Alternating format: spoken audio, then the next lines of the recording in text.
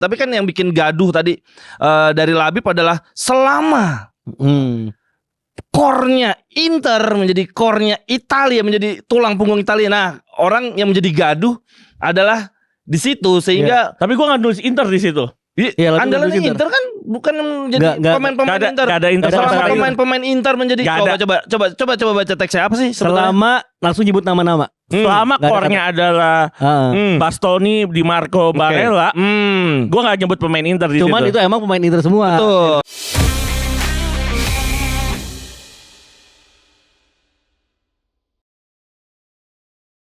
Benvenuto ala podcast yang kali ini by Tackle Bebas bakal ngebahas Serie A dan sepak bola Italia, sebuah liga yang paling tua di dunia. Daerah Gazi. Paling tua. Bukan paling tua di dunia, paling tua disiarin Indonesia.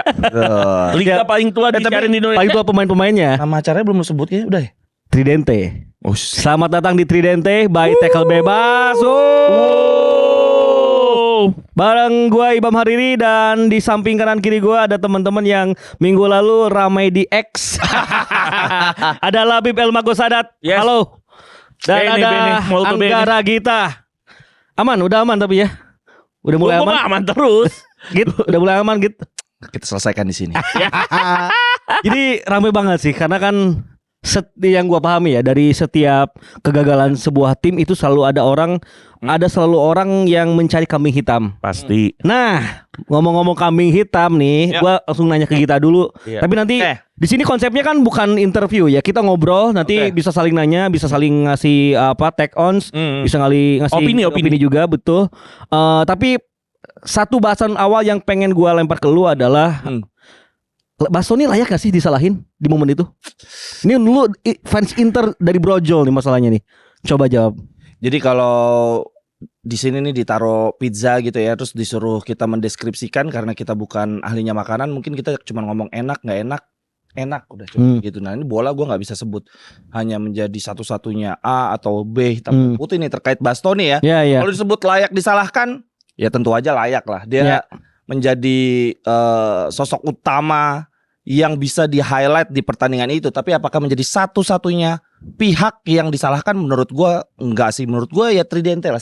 Setidaknya 3 pihak yang bisa disalahkan. Ada 3 pihak ya.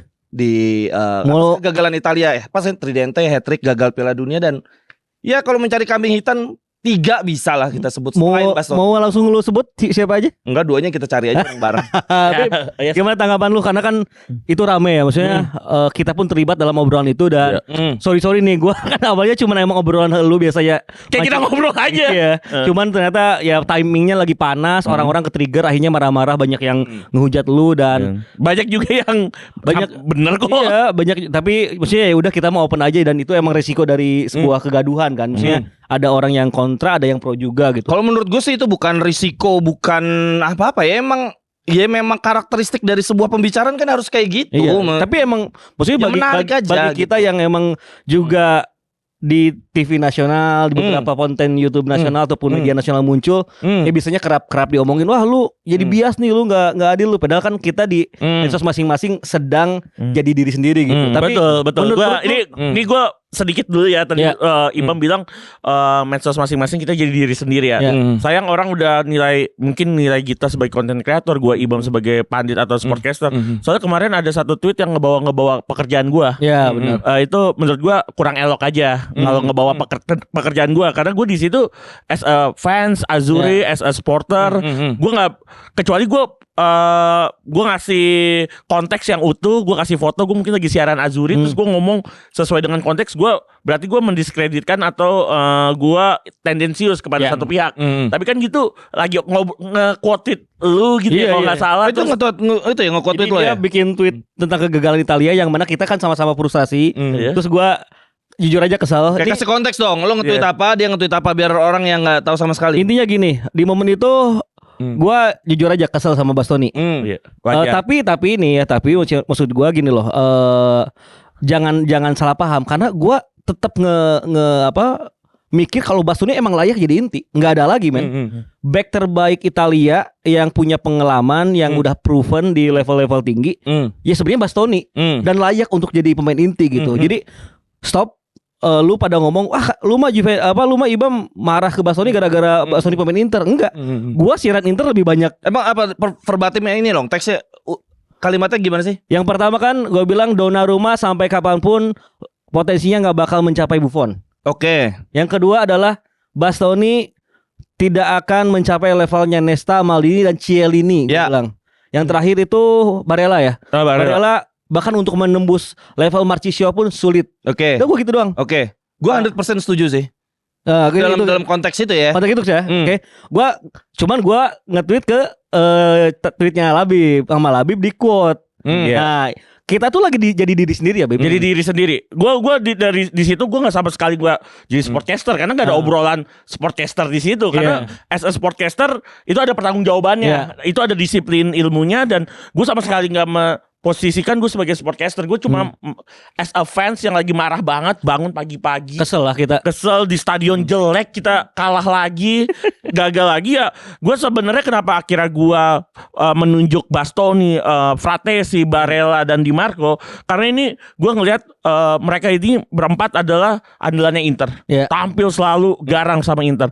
Kenapa dari 2024 ini kalau boleh ingat dari Euro mereka tuh kalau dibilang buruk banget performance-nya buat Italia. Jujur Fratesi ada momen yang paling gua marah banget adalah ketika Italia lawan Kroasia di Euro 2024, dia itu diplot masuk untuk build up serangan.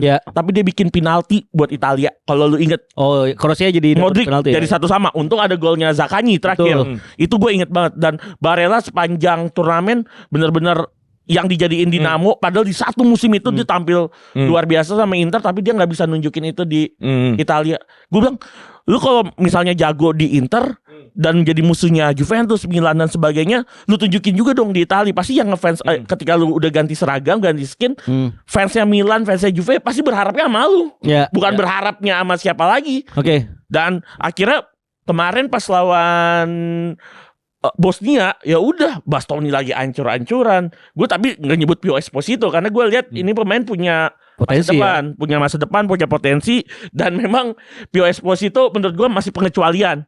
Orang yang naruh dia tendang pertama aja tuh yang katro banget. Ini sebagai konteks ya. Pada akhirnya kita tuh ingin menuju kenapa pembahasannya ini tentang kenapa Italia akhirnya gagal 3 kali berturut-turut lolos ke Piala Dunia. Itu jadi apa ya, malapetaka lah ya buat tidak hanya buat sepak bola Italia, tapi sebagai kita sebagai tifosi, sebagai pecinta sepak bola Italia sejak dulu. Terlepas kita beda-beda, misalnya kalau kita kan gue sama lebih sama-sama suka Juventus, lu Inter, tapi kan teman-teman yang gue kenal juga banyak yang Milanisti, ada Laziale, ada fansnya Napoli, Parma dan sebagainya gitu. Jadi sebenarnya kita sama-sama terpukul. Dan emang yang tadi sempat kita bahas di awal, di setiap kegagalan sebuah tim itu orang-orang pasti mencari kambing hitamnya itu loh. Nah, awal kenapa gua ini ngomong kambing hitam, sebetulnya satu sih tadi gue coba menjernihkan apa yang disampaikan oleh Labib ya, bahwa betul kita mencari kambing hitam, tapi yang bikin ini menjadi gaduh adalah kambing hitamnya adalah lu menyalahkan Bastoni sebagai pemain Inter gitu. Misalkan dalam konteks ini kan, lu bukan menyalahkan Barella sebagai pemain Italia saat itu gitu. Semua juga tahu bahwa Bastoni, tapi kan yang bikin gaduh tadi dari Labib adalah selama core-nya Inter menjadi core-nya Italia, menjadi tulang punggung Italia. Nah, orang yang menjadi gaduh adalah di situ sehingga. Tapi gua nggak nulis Inter di situ. Andalannya Inter kan bukan menjadi pemain-pemain Inter. Gak ada Inter. Selama pemain-pemain Inter menjadi coba baca teksnya apa sih? Selama langsung nyebut nama-nama. Selama core-nya adalah Bastoni, Di Marco, Barella, gue gak nyebut pemain Inter di situ. Cuman itu emang pemain Inter semua. Betul. Tapi kan maksudnya kan ada sesuatu tersirat yang bisa ditangkap di situ. Tapi ya itu main cantik lah maksudnya. Iya sebenarnya kalau dalam sebuah kita perdebatan di media sosial itu tuh bener celah-celah yang sudah beberapa orang pelajari. Iyalah. Kita tendensius. Memang gua juga itu tendensius gitu. Cuman kan kita nggak terang-terangan yang kotor nyebutin satu klub sendiri gitu. Tapi sorry itu saya gitu. Lu juga harus mengimpress dong, harus mengakui kalau ada beberapa fans Inter yang gua rasa di momen itu tuh bener-bener nggak terima kalau Bastoni disalahin. Ya itulah. Maksudnya gini loh. Oke, Oh, tapi Bang lihat dulu dong, sebelum Bastoni melakukan kesalahan ada Donnarumma yang tendangan ada Locatelli yang kalah duel, ada Mancini yang nggak ngejar pemain Bosnia. Iya, kan itu alasan-alasannya. Maksudnya gini loh, dari semua rangkaian itu, yang paling fatal kesalahannya yang mana? Menurut gua di antara semua itu, di antara semua itu, menurut gua yang paling salah ya, sorry itu saya Bastoni men. Makanya maksudnya itu gini loh, di menit 41 lawan lewat, terus Italia kebobolan, itu nggak apa-apa banget. Sangat tidak apa-apa. Tahun 11 gitu. Iya. Ataupun gini deh, itu lewat, toh masih ada Donnarumma Ben di belakang gitu kan. Gue yakin kena sama Donnarumma. Bam, itulah kenapa tadi gue pakai analogi pizza ya. Itu sebetulnya gue menganggapnya bahwa justru itu adalah apresiasi buat kalian berdua ya, karena tadi kan lu juga bilang bahwa sebagai orang yang muncul sosok di TV dengan lo nulis biodata sebagai pundit, ekspektasi mereka terhadap statement lo tuh tinggi, nggak kayak orang naruh pizza di sini kita bertiga suruh menjelaskan bahwa pizza ini enak, pizza ini gosong, nggak sesederhana itu. Bahwa lo menyalahkan Bastoni semua tahu, tapi bahwa lo tahu bahwa lo ada ini Juventus, lo lo seorang yang lo tampil di TV, orang mengharapkan bahwa lo menjelaskan lebih holistik, lebih jernih, lebih bisa mencerdaskan. Kalau mau sekedar salah-salahan, ponakan gue masih SMP juga ngomong itu Bastoni. Bener juga. Menurut gue letaknya di situ ya, itu bukan serangan. Menurut gue justru ya berarti lu udah punya lu udah statement lo nggak sesederhana bilang lemper itu enak. Tapi di satu sisi gimana ya? Gue kan bukan ada di berhenti posisi di situ penjelasan lo gitu. Lo nggak menjelaskan bahwa ya memang gitu bahwa Bastoni aktor di Bosnia, tapi bahwa Italia gagal ke Piala Dunia semata-mata gara-gara Bastoni. Ya come on. Tapi kadang-kadang gini ya, menurut gue kadang-kadang orang-orang tuh juga nggak bisa bahas per konteks sih. Emang kita harus ngebahas holistik benar. Tapi kalau kita ngebahas konteks itu, ya udah yang dibahas itu konteks itu aja gitu. Yang tadi gue bilang, misalnya dari Donnarumma yang salah, Mancini, Locatelli dan lain-lain, yang paling besar tuh kesalahannya harus diakui, fair-fairan aja lah. Maksudnya kalau itu pemain yang ngelakuin kartu merahnya Gatti, gue tetap bakal nyalahin. Oh, itu Cambiaso. Gue bandai Cambiaso. Buat orang yang ngikutin gue dari dulu, gue sejarang apa sih kesal sama McKennie itu gue sering banget karena gue tahu semua sama, tapi memang ini lagi-lagi gue ngerasa bahwa kalau lu mempertahankan bahwa kita berhenti bahwa Bastoni salah, ya udah gitu, tapi menjadi nggak ya mereka kayak maksud segitu doang sih penjelasan lo gitu. Mereka mengharapkan sesuatu yang lebih gitu. Tapi kan memang konteksnya di saat itu ya kegagalan Italia kalah di Bosnia kan. Tapi kalau kita membahas bagaimana Italia secara keseluruhan, ya kita bahas saat ini. Nah makanya tadi apakah Bastoni menjadi layak dipersalahkan? Gue bilang ya layak. Tapi maksud cuman itu doang. Maksud kita berhenti di situ. Dua orang yang sering tampil di TV, maksud cuma menjelaskan lemper itu enak, nasi lembek dibungkus daun kan nggak segitunya gitu. Ya tapi kan itu kan awal masuk kita ke bahasan ya. Nah, gue setuju. Kesalahan Bastoni nggak jadi faktor penentu bukan faktor satu-satunya lah. Kalau menentukan iya jelas harus diakui di ada satu di pertandingan rantainya itu. Iya, kalau di satu pertandingan itu yang membuat momentumnya hilang gitu. Walaupun gue juga di babak kedua kan ada peluangnya Moiskin dan bukan cuma itu sih. Itu kan harusnya gol juga harusnya kill game di situ kelar. Gue juga coba menikmati lagi pertandingannya. Gue coba baca lagi statistiknya. Tapi memang ini bukan pembelaan ya, gue udah clear lah Bastoni emang harusnya nggak perlu melakukan pelanggaran sebodoh itu. Tapi kalau kita ingat-ingat lagi sepanjang 42 menit sebelum Bastoni kena kartu merah, itu udah gue kayak nonton Inter emang busuk. Emang busuk sih. Itu kayak nunggu gol aja anjir. Emang busuk aja sih. Peluangnya lu baca lagi jumlah shotnya, shot on goalnya, udah Italia udah berhenti di gol pertama dan selebihnya. Iya, maksudnya gini loh, harus dikelirkan juga ya. Banyak tadi sedikit terlewat bahasanya bahwa kalau Juventini itu kesel karena Bastoni dulu ya kejadian sama Kalulu. Dan kalau harus gue cek, bahkan gue ngomong sama lu off air ya, kalau di momen itu Bastoni itu nggak perlu minta maaf. Toh itu udah jadi bagian part of the game. Jadi itu warnanya Serie A yang paling seru. Itu karakternya pemain-pemain Italia gitu. Gue tuh bahkan tidak kesal sama sekali ketika Bastoni merayakan kartu kuningnya Kalulu gitu. Tapi gini loh, kita juga sebagai tifosinya yang gue pengen utarakan di sini. Kalau Juve lawan Inter atau enggak Juve lawan Milan, terus Juve gue merasa dicurangi sama wasit, gue tuh protesnya ke wasit loh. fans lawan nggak perlu tendensi untuk ngebela wasit gitu. Karena pada akhirnya yang kejadian sama kayak Inter, kita proses ke wasit, terus wasitnya emang jelek gitu. Lu pada backing wasit, lu ngebelain wasit, akhirnya pas lu lawan Atalanta, lu juga nggak puas sama wasit. Gue nggak tahu deh kalau ada fans Inter ngebela wasit sih, karena aneh aja. Gue nggak pernah ada wasit ngerasa ada dalam satu pihak yang sama walaupun ada 3, 4, 5 kali diuntungkan. Gue nggak melihat ada fans Inter ngebacking wasit juga sih. Itu tuh yang dirasain sama Juventus ini bertahun-tahun ya. Kita tuh selalu diomongin kalau wah Juventus ini kaget nih dapat wasit yang bener. Lah men. Oh iya, itu 9 musim Juventus itu narasi yang memang dibangun bahwa Juve ada dalam satu side yang sama dengan 9 musim beruntun Juve Scudetto. Emang Juve dibantu juga ya kagak lah. Ya enggak lah. Itu sebenarnya patut 9 kali Juve. Bang deh melebar langsung lagi ya. Langsung. Oke. Siapa nih selain Bastoni? Oke, kita mulai lebih holistik seperti yang diinginkan oleh kita, Bib. Boleh. Tapi ada satu obrolan yang juga menarik di timeline Twitter bahwa salah satu kesalahan Italia adalah bagaimana tim-tim Serie A-nya nggak berani nurunin pemain muda. Nah, ini praktis yang gua akui sekarang, pemain muda yang benar-benar on point itu ya Pio Esposito, Palastra gitu kan, terus Scalvini yang gitu-gitu. Yang mana itu juga masih harus bersaing dengan pemain-pemain lain. Tapi dari lu dulu, Bib. Sebenarnya lu punya beberapa faktor kan yang menilai kenapa Italia gagal. Tapi ada nggak sih yang pengen lu utarakan di sini? Yang gua pengen utarain kenapa Italia gagal? Ya gua sih ngeliat bagaimana brand image yang harus diubah di sepak bola Italia. Culture-nya bagaimana? Culture-nya gue lihat semuanya tuh selalu dekat dengan pemain tua dan pemain tua ini sebenarnya sesuatu yang kurang elok gitu kalau mau melihat sesuatu yang lebih futuristik buat Italia. Gue lihat pemain kayak mungkin kita kangen dengan atau kita rindu dengan sosok kayak model Modric ya. Tapi harus kita ingat 41 tahun main di Italia masih jadi dewa. Gue nggak menyalahkan di AC Milan, enggak. Ini kita bicara secara umum ya. Nggak Modric aja, David De Gea. Kita ingat di Fiorentina. Ya oke lah, level De Gea sama Modric Mkhitaryan bro.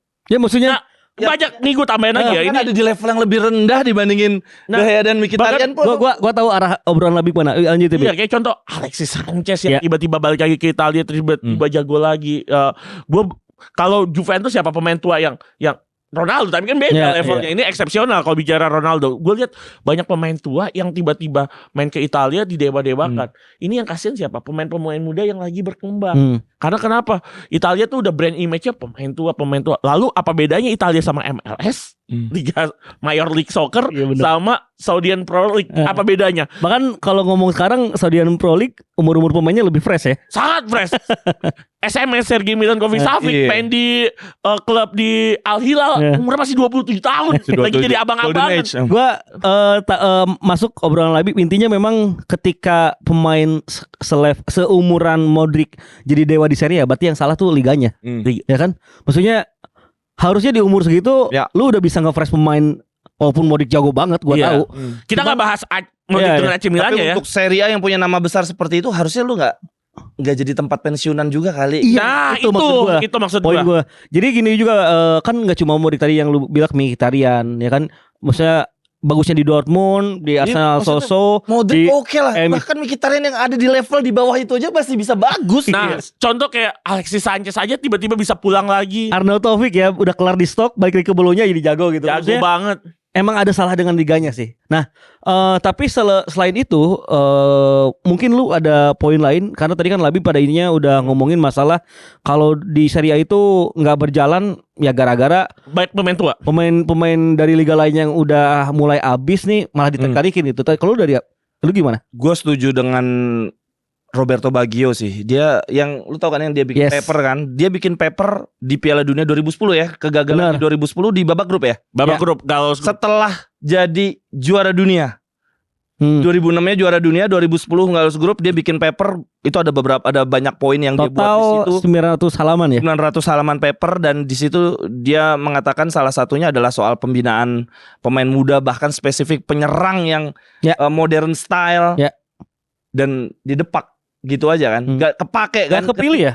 nggak kepake. Maksudnya dia udah dipilih, tapi gue nggak diperbolehkan memainkan peran gue, mendingan gue cabut. Itu tuh konteksnya dia tuh lagi kampanye buat jadi ketua FIBGC atau bukan sih? Kayaknya dia udah jadi direktur tekniknya FIGC. Italia. Oke. FIGC. Nah dari situ gue merasa bahwa memang Italia nggak pengen, mereka nggak pengen juara. Gue nggak tahu ada egoisme apa dalam hidden agenda tersembunyi apa yang ada dalam mereka. Cuma gue merasa bahwa muara mereka bukan sebagai juara dunia. Jadi ya udah akhirnya itu tertampak di kebijakan klub, bagaimana klub-klub Serie A menjual pemain mudanya susah banget ke sesama klub Serie A. Atlanta walaupun bukan pemain Italia ya, Ederson, Musso lebih baik dijual di Atletico, Lukman, mereka bahkan nggak pingin liganya kompetitif, berkembang gitu. Leoni, siapa? Cesar, Siapa backnya? Ruggeri ya, yang ke Atletico tuh. Itu akhirnya Udogi. Udogi. Vicario.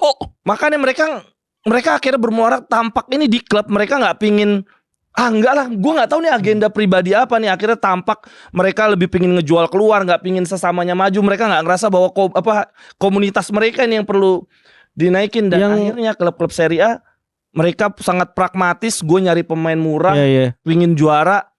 Dan jadi gue dengan berat hati dan mungkin terlihat bias, gue merasa bahwa yang paling peduli dengan timnas Italia dan timnas Italia saat ini Inter. Gue dengan berat hati ngomong kayak gitu, Marotta, walaupun gue ngerasa Inter tuh nggak, gue suka Serie A dan gue menikmati, gue suka timnas Italia dan gue bertahun-tahun menikmati timnas Italia yang pemain Internya sedikit karena memang DNA-nya Inter kan internasional ya gitu. Dan ketika Marotta mengubah Inter jadi berwajah Italia, sebetulnya gue nggak setuju gitu. Sangat tidak Inter sebenarnya. Sangat tidak Inter. Bukan Inter setelah 100 tahun lebih. Makanya, nah ketika akhirnya, makanya ini kembali lagi, ketika akhirnya gue merasa bahwa Labib menyalahkan Inter, bro, kalau bisa bukan Inter juga nggak apa-apa gitu. Ini kan kayak lu bukan kayak ini rumah makan Padang, lu nggak bisa cuma ngandalin rendang. Kan ada tunjang, ada ayam pop. Masalahnya nih Inter nih, yang lainnya Juve nggak memproduksi lagi Serie A, Milan nggak pakai lagi pemain Serie A. Maksudnya, dan itu terasa wajar karena pemain Serie A yang bisa dibeli tuh mahal-mahal nggak jelas. Sorry gua potong ya. Gua dapat poinnya dari apa yang diomongin sama Gita. Jadi emang kesalahannya emang ada di federasinya yang bisa dikatakan terbuai juga ya. Gravini. Terbuai dengan kesuksesan masa lalu. Dengar lagi, Bib. Pada akhirnya bumerang itu dialami oleh Inter yang terlalu memaksakan Inter Italia dan mentok di situ-situ aja. Maksudnya kita mengandalkan Barella, Fratesi, ngapain lu beli? Kan dulu si Conte aja sampai ngomong kita tuh beli pemain dari Cagliari dan Sassuolo, Barella, Sensi. Dia pun sebetulnya mengeluh kalau gue pengen beli pemain yang lebih tenar. Tapi kan mungkin itu kebijakan yang dibawa oleh Marotta ya. Maksudnya gue juga pengen mengeluh ya. Misalnya kalau kita bisa beli pemain yang dari asing yang harga lebih mahal ya. Ya misalnya gue udah dapat poinnya ya emang dari federasinya juga emang kolot gitu kan.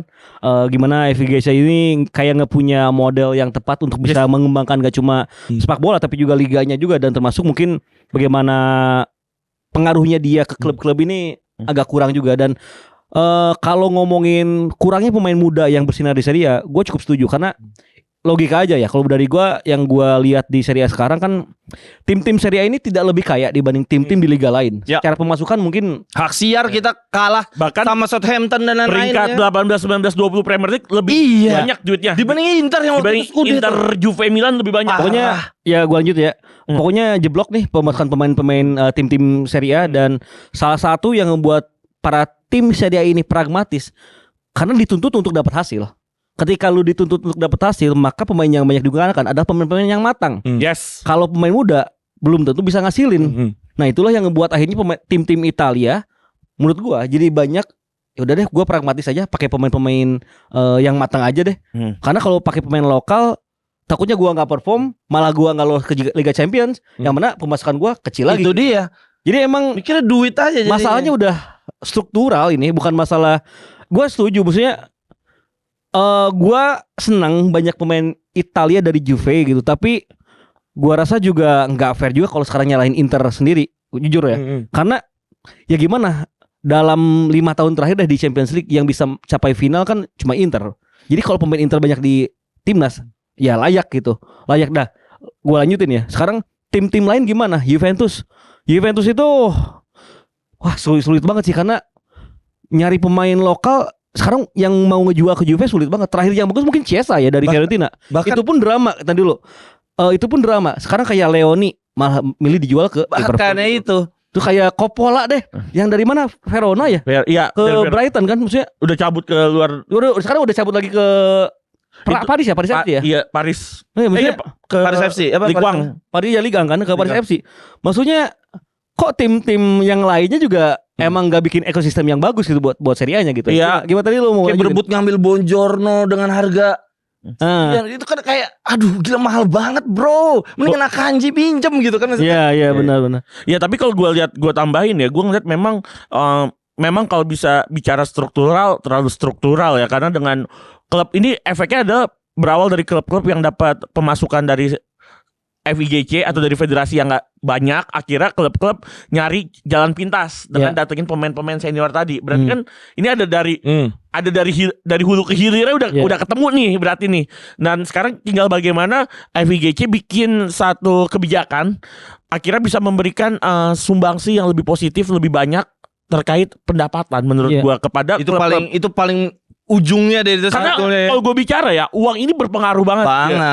Uang berpengaruh banget gitu. Selain bagaimana klub-klub bisa membeli pemain, akhirnya juga klub-klub mau nih ngebiayain pemain-pemain kayak contoh nanti Baldanzi, mungkin Pak Fundi, mungkin juga Pio Esposito kalau dibanderol harganya pasti gila-gilaan. Tapi kemampuan klub-klub di Italia beli pemain itu nggak semewah klub-klub di Inggris level papan bawah. Iya. Premier League. Dan yang paling mengenaskan lagi, klub yang sekarang punya uang pun pada akhirnya nggak nyari bibit Serie A. Como, maksudnya Como punya uang dengan kekuatan pun nggak. Dia cuma satu pemain Serie A yang itu udah Italia. nunjukin bahwa gila udah struktural banget. Lu katanya masalah duit, lu udah punya duit juga lu nggak pakai Italia. Banyak. Nah satu lagi gue inget poinnya dari Roberto Baggio, tolong dikoreksi kalau salah. Salah satu yang dia minta perbaiki adalah kepelatihan Conversiano yang dulu begitu diagung-agungkan. Betul. Bagus banget. Pirlo pernah menjadi salah satu lulusan terbaik. Apa namanya? Formasi 352 disebut usang.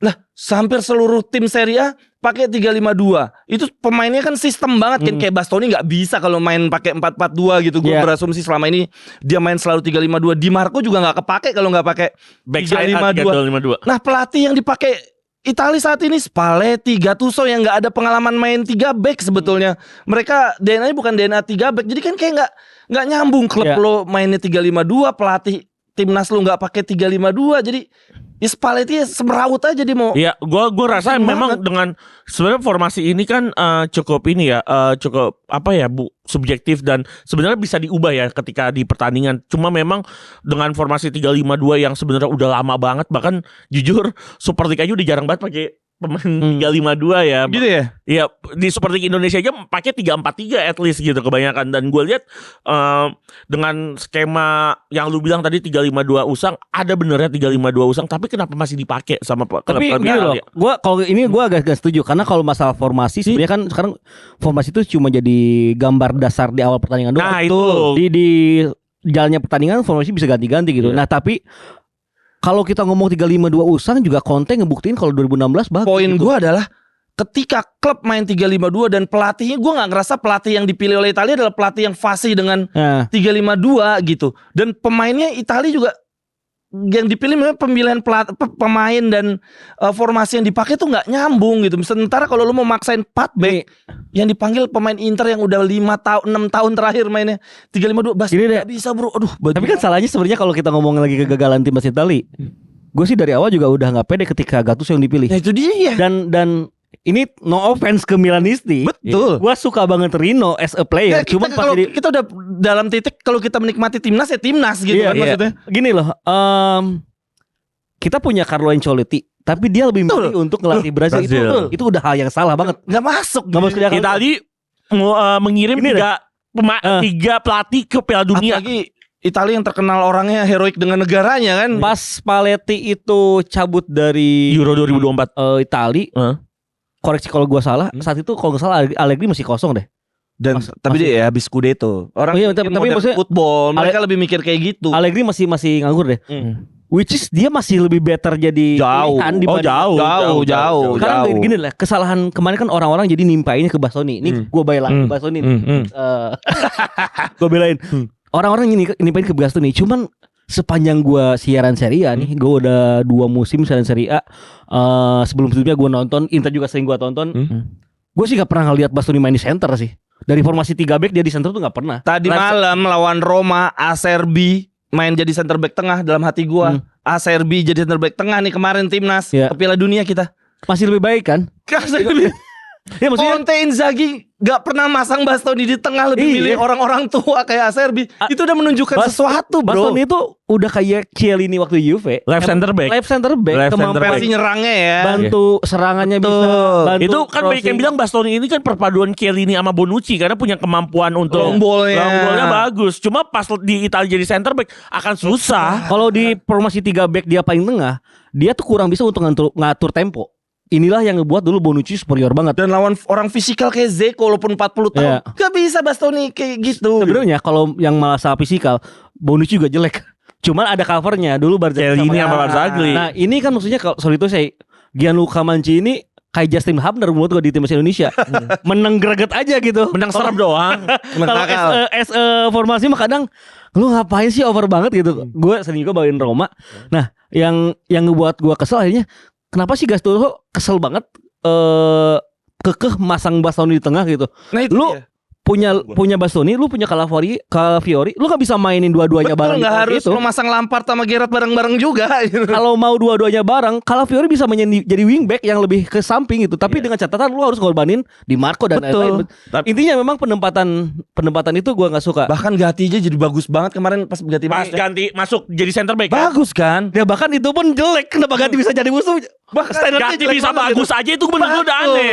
Betul. Iya. Maksudnya buat gua tuh Gatti tuh nggak back tengah gitu. Dia tuh di kanan sebenarnya. RCB. Iya. Oke gini, sebelum nanti gue lempar ke Labib, tapi kalau gue jadi Gita yang nyalahin sampai Buffon disalahin, maksudnya come on lagi terusnya. Gue nyalain Buffon. Iya, Tim kepelatihan, tim kepelatihan. Lah bukan, Buffon tuh bukan tim kepelatihan. Bukan. Oh iya, kayak delegasi. Ya ada di tim itu kayak Lele Oriali. Itu tuh anjing kok Indonesia jadi nyalain Buffon ya, maksudnya Buffon VR. Bro, dia mau delegasi mau apa? Suara dia didengar abang-abangan di situ. Kalau nyalahin Bonucci mungkin iya, karena Ya ada di salah dalam. satu akhirnya Gattuso bisa milih Bastoni itu nggak mungkin salah satunya masukan dari Bonucci yang ngelatih area defense ya. Tapi memang kita udah kesel sama-sama federasi, Gattuso, pemilihan Gattuso, tadi liganya. Kalau lu punya tambahan poin lain tentang ini nih kegagalan Serie A ini? Kalau gue adalah kegagalan memproduksi mesin gol itu juga pengaruh sih. Parah. Iyalah. Ini gue jujur.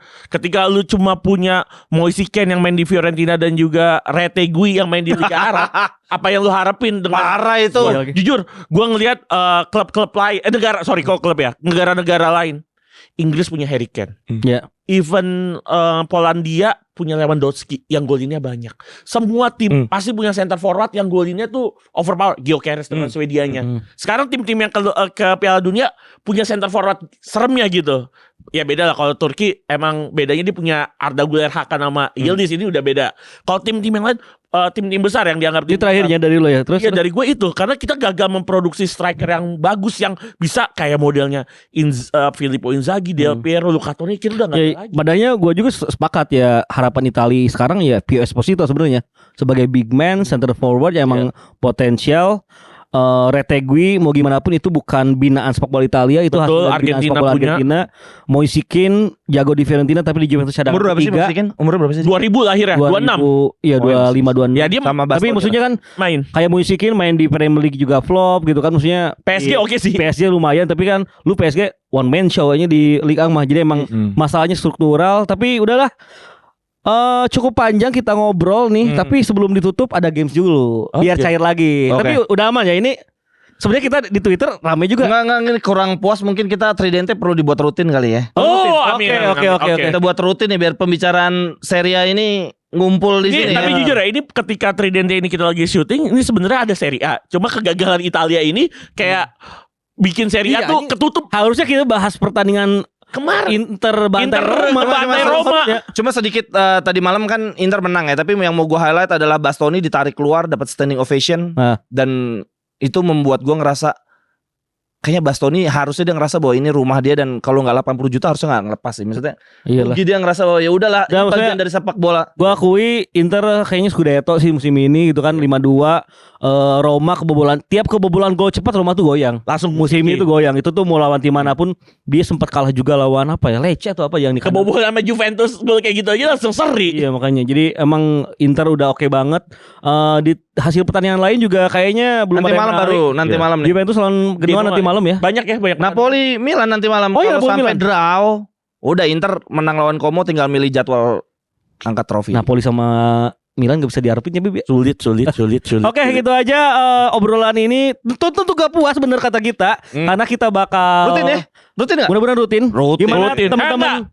Tulis kolom komentar. Yes. Kalau sepakat rutin tulis rutin dulu. Tifosi boleh komen, ramein, share juga ke X, ke Instagram, boleh tag kita ada semuanya. anggota Kalau kita. ada yang mau ditanya ya besok kita bacain tuh komen-komen bagus-bagusnya ya. Boleh. Jadi lu drop pertanyaan lu di kolom komentar. Kalau bisa share, boleh tag anggota kita Ibam Hariri dan Labib Sadat baik di X ataupun di Instagram. Tapi sebelum ditutup, kita punya games Tridente. Wow. Daerah Gazi. Oke, games yang pertama, 3 pelatih yang cocok latih timnas Italia. Dari lu dulu gitu. Dari gua dulu Ya. 3 pelatih. Kalau mau cari yang pengalaman Allegri. Kalau mau cari yang cocok dengan klub saat ini lebih menghibur bawa pulang Inzaghi. Satu lagi menurut gue yang potensial Italiano sih. Bib. Anjing kita sama semua lagi. Gue tapi 2 pertama gue sepakat. Gue Inzaghi kalau mau main dengan skema pemain yang ada karena dia udah sangat fasih ya. Lagi-lagi walaupun kita bicara memang formasi itu cuma sebagai carikan pertama doang, tapi memang fluiditas yang di Inzaghi gila. Inzaghi gila. Gue ngeliat Dumfries jadi second striker. Itu gila banget kalau lawan Juventus ya. Terus kemudian Allegri dengan pengalamannya ini pelatih yang gak bisa dikesampingkan. Yang ketiga sih gue harapan gue dengan skuad yang lebih sehat ya. Antonio Conte bawa pulang. Oke, setuju. Gue yang pertama Antonio Conte. Yes. Mau gimana pun ini pelatih aneh banget bisa bikin siapa? Sturaro sama Pak Parolo ya. Iya, Marco Parolo. Sama satu lagi harus lagi Giaccherini lawan Jerman tuh 3. Kali sama Pele. Yang pertama Conte. Pele lagi lucu. Pele Zaza depannya. Tapi kalau Pele emang ganteng sih, jadi layak jago lah. Yang pertama Conte, yang kedua Simone Inzaghi, yang ketiga Max Allegri. Udah gue. Tapi sebenarnya ada satu deh yang kayak kita agak luput. Sari mau bagus kalau menurut gue.